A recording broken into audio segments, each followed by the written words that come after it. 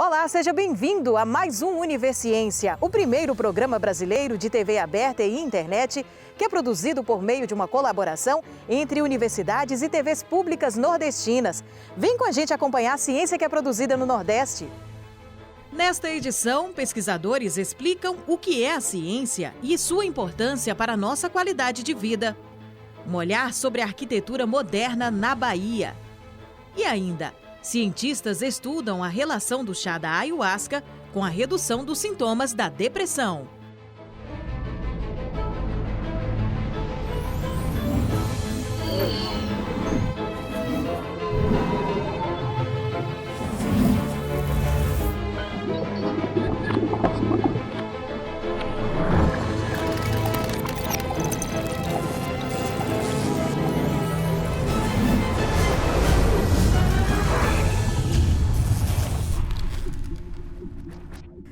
Uma pergunta bem simples, mas que parece dar um nó na cabeça da gente só de ouvir. O que é a ciência para você? Pesquisadores da Universidade Federal de Pernambuco trazem uma explicação bem prática para a gente. Você já deve ter ouvido falar sobre pesquisa científica e como ela é importante. Mas você sabe exatamente o que é a pesquisa científica? Como ela é feita? O que ela cria de positivo para você aí? Vamos responder a essa e muitas outras perguntas para mostrar como o que nós estudamos e pesquisamos dentro da universidade chega até a população. Nosso tema é Pós-graduação, Ciência e Sociedade. E vamos explicar o papel fundamental do conhecimento científico produzido aqui na pós-graduação na melhoria da sua vida. Meu nome é Geimerson Vieira, sou professor da Universidade Federal de Pernambuco e quero saber, o que é ciência para você? Ciência é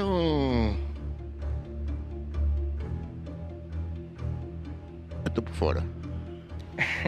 Agora me pegou. Eu não sei distinguir, mas que seja relatado um lado positivo. No meu entender, é a ciência que vem a trazer benefício para toda a sociedade. Eu acho que é o estudo de tudo, na verdade, porque tudo envolve ciência. A vida, o mundo, enfim, tudo é ciência, tudo está envolvido a ciência. Para mim a ciência é uma base de estudos, análises, quando a gente junta fatos para realmente comprovar que uma coisa está acontecendo, que alguma ação precisa ser tomada de fato. É estudo, é tecnologia, é inovação, é revolução. Não, eu recuso como falsa, como ideológica essa afirmação. Nenhuma realidade é assim mesmo. Toda realidade está aí submetida à possibilidade de nossa intervenção nela. Sempre quando a gente vai conceituar algo, ele se torna complexo, né? Então a gente sempre diz que aquilo que a gente costuma falar no dia a dia, né? A gente, quando vai conceituar, a gente vê a complexidade que está por trás. Então, a ciência em si, a gente pode dizer o que ela não é, né? O eu acho, por exemplo, não faz parte do contexto científico, porque a ciência, ela parte de uma série de métodos, ela parte de uma série de evidências, ela busca evidência, ela busca construir algo que possa ser verificado, que possa ser testado, ela busca elementos que possam ser averiguados, né? E que não dependem da nossa opinião ou de um mero achismo. Nesse nosso contexto que a gente fala tanto das vacinas, as pessoas anti-vacinas, né? Então, que evidências existem por trás disso que elas estão falando? Que peso científico, que conhecimentos que sustentam aquilo que elas falam? Muitas vezes é baseado no seu simples achismo. O que a questão da internet fez hoje, com essa democratização, é que nem todas as pessoas que falam na internet têm esse compromisso com essa propriedade. O método é quando você tem total confiança na forma que um determinado tema foi abordado. As vacinas, por exemplo, elas não foram disponibilizadas para a sociedade a partir de algo completamente solto, de forma alguma. Ela tem etapas, né? Ela seguiu um método científico. O que foi feito, por exemplo, na China ou na Rússia, pode ser repetido em qualquer parte do mundo. Isso é um método científico, é quando essa forma de trabalhar ela pode ser replicável. E quando isso acontece, dá um grau de confiança muito grande. Embora não seja divulgada, não seja vista, né, como uma coisa popular, um cientista não é um ser de outro mundo. O cientista é uma pessoa que dedica a sua vida para estudar, para experimentar e para colocar na sociedade produtos, insumos, tecnologias de qualidade.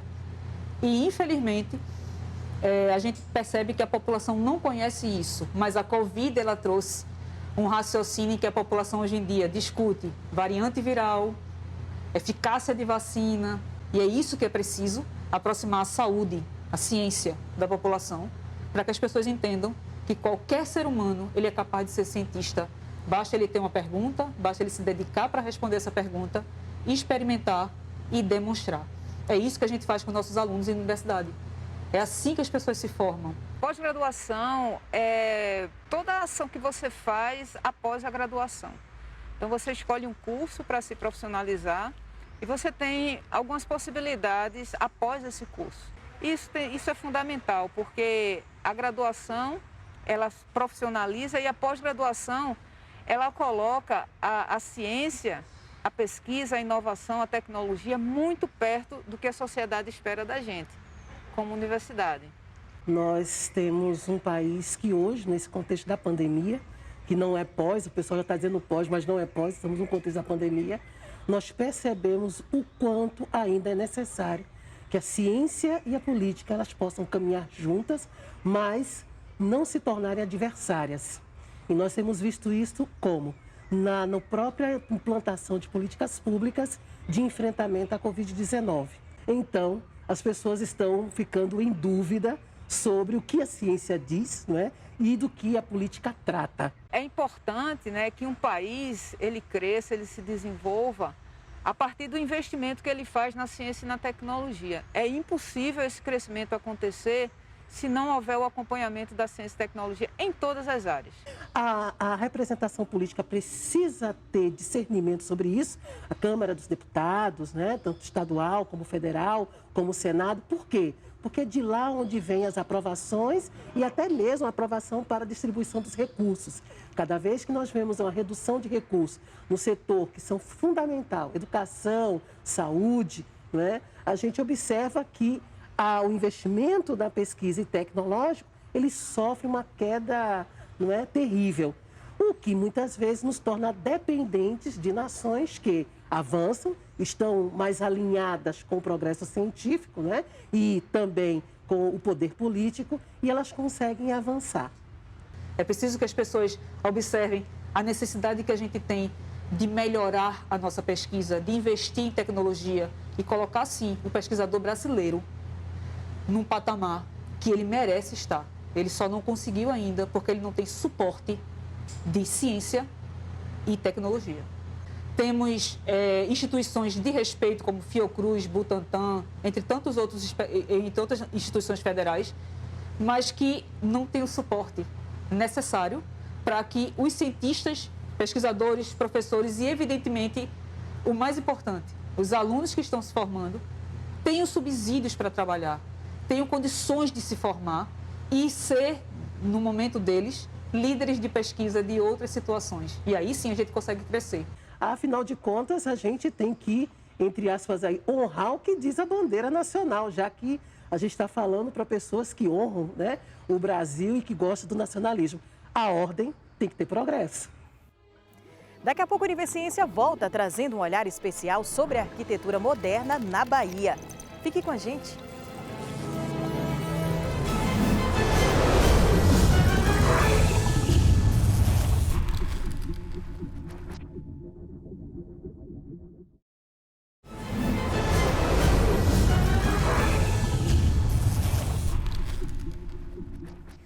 Agora a gente acompanha tudo sobre uma coletânea que retrata a arquitetura moderna na Bahia. As obras são frutos de um trabalho especial de pesquisadores da Universidade Federal da Bahia. Um resgate da memória e relevância da produção baiana no legado arquitetônico brasileiro. Esse é o tema que norteia a coleção de livros Arquitetura Moderna na Bahia, de autoria do professor Nivaldo Andrade. A coleção, lançada pela Edufba, conta com 5 volumes e foi baseada na tese de doutorado do professor, que ganhou com a obra o prêmio da Associação Nacional de Pesquisa e Pós-Graduação em Arquitetura e Urbanismo. Então surgiu uma inquietação minha com o fato de que os nossos estudantes de arquitetura, eu inclusive, e os meus alunos também na Faculdade de Arquitetura, acabamos estudando arquitetura moderna, aquela arquitetura produzida no Brasil entre os anos 40 e 50, sem quase qualquer referência à Bahia. A gente estuda as obras do Rio de Janeiro, de São Paulo, que são relevantes, mas é como se a Bahia não tivesse tido qualquer importância nesse debate sobre arquitetura que ocorreu nesse período. E quando a gente analisa os projetos, a gente percebe que existia uma produção excepcional, especialmente no governo de Otávio Mangabeira, entre 47 e 51, e que ela não é tratada nesses livros publicados por autores de outros estados.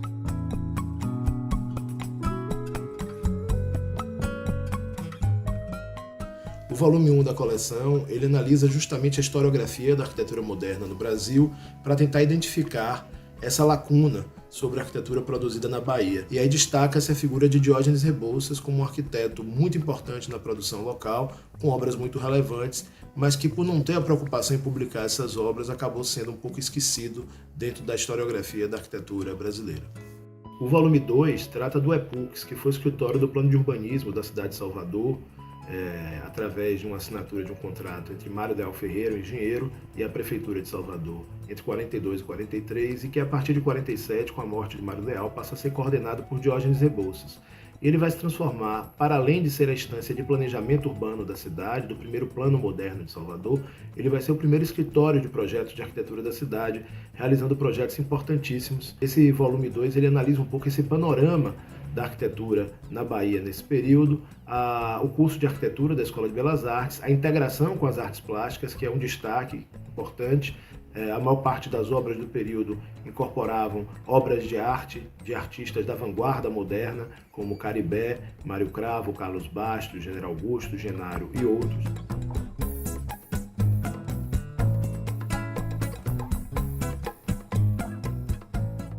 O volume 3 destaca os projetos que Diógenes Rebouças elaborou para Anísio Teixeira, com especial destaque para o Centro Educacional Carneiro Ribeiro, na Caixa d'Água, formado pela Escola Parque e pelas escolas classe, que é uma referência de arquitetura educacional até os dias de hoje.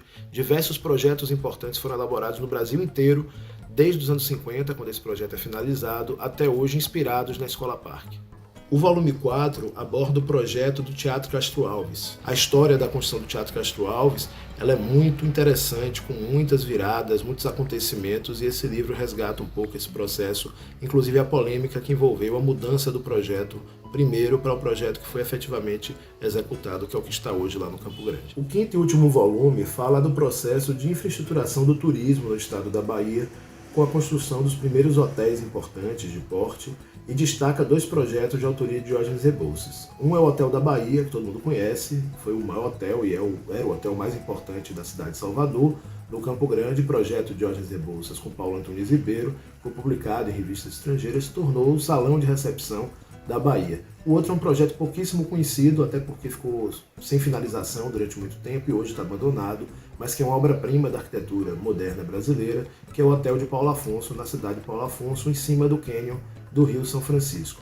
Esses 2 projetos são analisados em detalhe e mostram o papel da Bahia importante na arquitetura hoteleira brasileira. Foram os 2 principais hotéis modernos de grande porte construídos no Brasil até aquele período.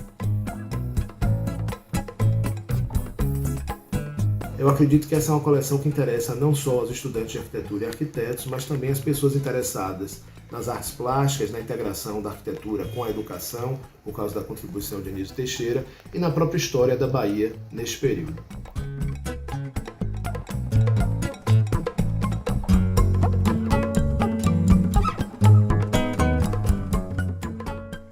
Agora veja isso. O Laboratório de Solos da Universidade Estadual do Sudoeste da Bahia, há mais de 2 décadas, é responsável por estudos para o melhor uso da terra no cultivo de frutas, por exemplo.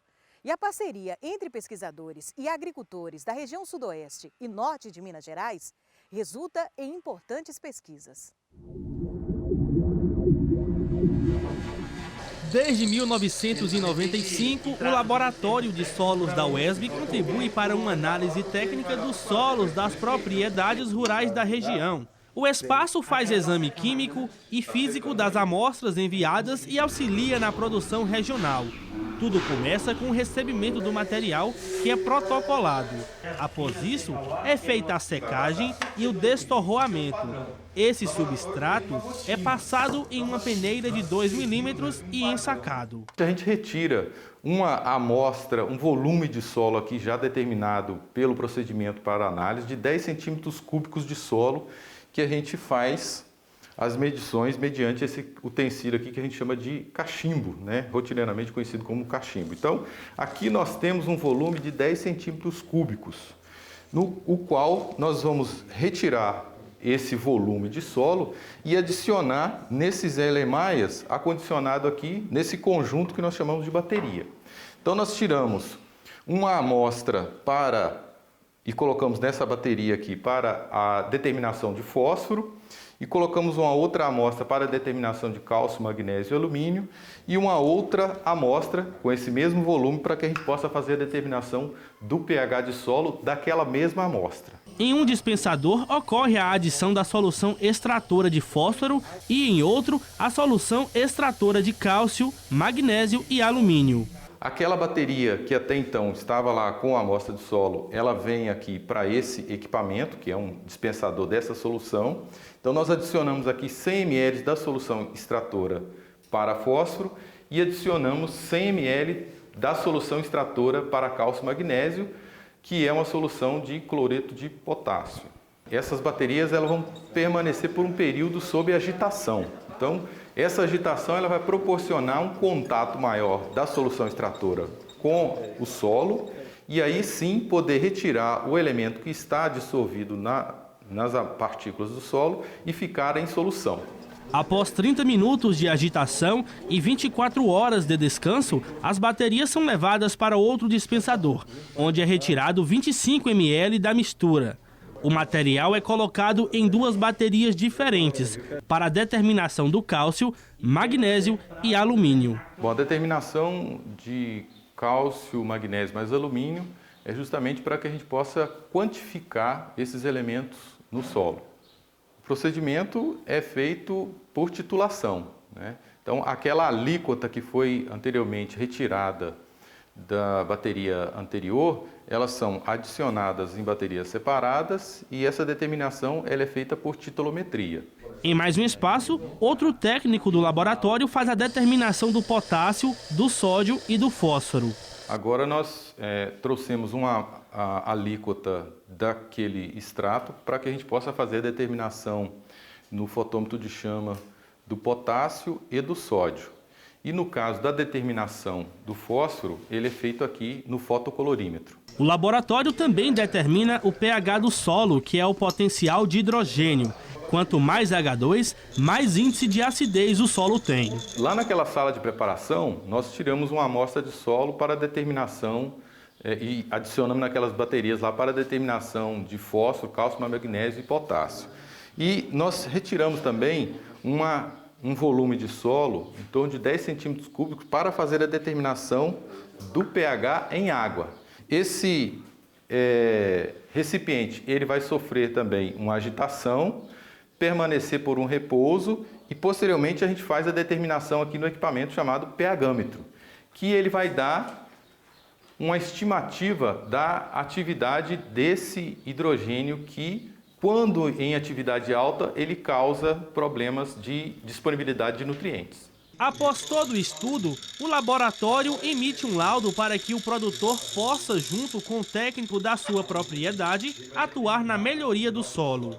Então nós emitimos aqui 2 laudos, um com a determinação química do solo e a análise física com os teores de silt, areia e argila, permite com que o técnico que está acompanhando o produtor faça uma orientação para que esse produtor faça tanto a adição dos corretivos de solo, bem como das quantidades de fertilizantes necessários para que ele possa ter uma produção satisfatória. A gente pode falar que 99% das vezes que ocorre algum problema de análise, ela ocorreu anterior à chegada dessa amostra aqui no laboratório. Então, a gente ressalta que a coleta da amostra no campo, né, ou seja, antes dele trazer aqui para o laboratório, ela é imprescindível que seja colocada critérios para que ele possa coletar essa amostra do solo. E não é possível que o produtor ele traga apenas uma amostra da propriedade como um todo. Então, há necessidade de se fazer essa separação aí desta área total em glebas, de acordo aí com as características do solo, principalmente de cor e textura do solo, que ele pode obter aí mediante a orientação do técnico que está o acompanhando. E daqui a pouco, a Univerciência volta trazendo informações a respeito de uma pesquisa feita com chá da ayahuasca, um composto de plantas com efeitos alucinógenos e sua relação com a redução dos sintomas da depressão. Já já a gente está de volta.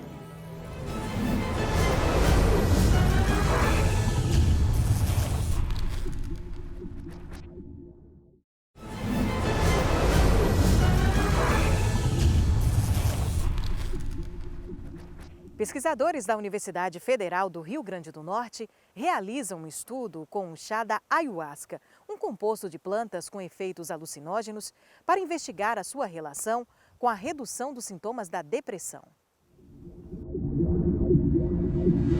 De olhos fechados, aquela perspectiva de que você está vendo algo que se assemelha muito a um sonho, que tem a realidade de um sonho, que tem a clareza de um sonho. A ayahuasca é uma substância que tem origem em culturas indígenas da América do Sul. Ela é uma substância que tradicionalmente é produzida a partir da mistura de duas plantas originárias da América do Sul, particularmente da floresta amazônica. Usado para fins terapêuticos e rituais religiosos, como o xamanismo e o santo daime, o chá de ayahuasca é famoso pela capacidade de induzir modificações intensas na percepção, emoção e cognição. Para além dos rituais religiosos, a ayahuasca é também a propulsora da pesquisa em torno dos psicodélicos. Nesse primeiro conjunto de estudos, a gente recrutava pessoas dessas igrejas que tinham muita experiência com o uso da ayahuasca, trazia essas pessoas para dentro do hospital e avaliava o cérebro dessas pessoas durante os efeitos da ayahuasca usando um equipamento de ressonância magnética, de imagem por ressonância magnética hospitalar. Então, a ideia de utilizar esse tipo de equipamento é que ele dá a possibilidade de você avaliar ou de você observar o cérebro ou algumas funções do cérebro de maneira não invasiva. Nesse primeiro grupo de estudos, a gente estava interessado em avaliar mudanças no cérebro ou o comportamento do cérebro durante os efeitos agudos da ayahuasca. Ficou evidente para a gente já nessa época que várias pessoas que faziam uso da ayahuasca ritualística dentro dessa igreja estava ali por um benefício terapêutico que aquelas pessoas tinham encontrado. Foi quando a gente começou a trazer a ayahuasca para dentro do hospital e avaliar, então, o efeito antidepressivo da ayahuasca em pacientes que tinham o que a gente chama de depressão resistente ao tratamento. A gente fez um primeiro ensaio aberto com 7 pacientes e observou um efeito antidepressivo bastante robusto. Em outras palavras, esses pacientes, depois de uma única intervenção com ayahuasca, já 24 horas depois da intervenção, já apresentavam uma melhora significativa dos seus sintomas. Nesse primeiro estudo, a gente acompanhou os pacientes por 21 dias e percebeu que depois de uma única dose com ayahuasca, esses sintomas de depressão permaneciam reduzidos por 21 dias. O segmento das pesquisas é dado no Instituto do Cérebro da Universidade Federal do Rio Grande do Norte, em parceria com o Hospital Universitário. O estudo é o único no mundo a testar uma substância psicodélica em pacientes com depressão maior, usando um ensaio randomizado controlado por placebo.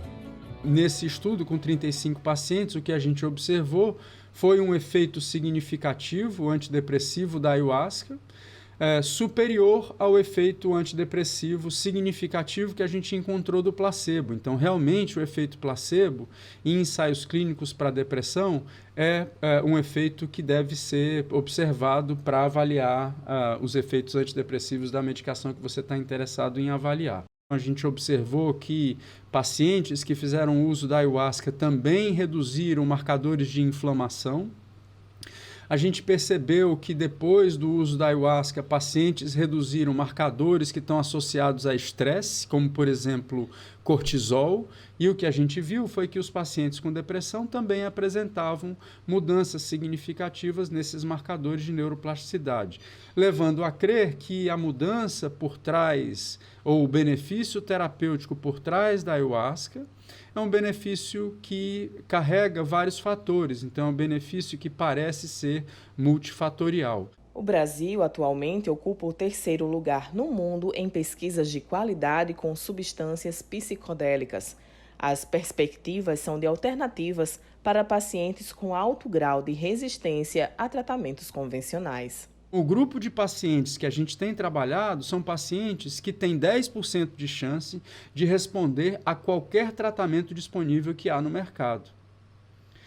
Então a gente tem um problema muito grave, eu diria, que a gente na ciência precisa resolver, que é a alternativa para esses pacientes que não são um número pequeno de pacientes. À ciência não pode ser vedado o direito de fazer pesquisa, como foi o caso para essas substâncias durante quase 30 anos. Então, durante quase 30 anos, a gente não pôde fazer pesquisa com esse tipo de substância, e o que configura um absurdo sem precedentes na ciência.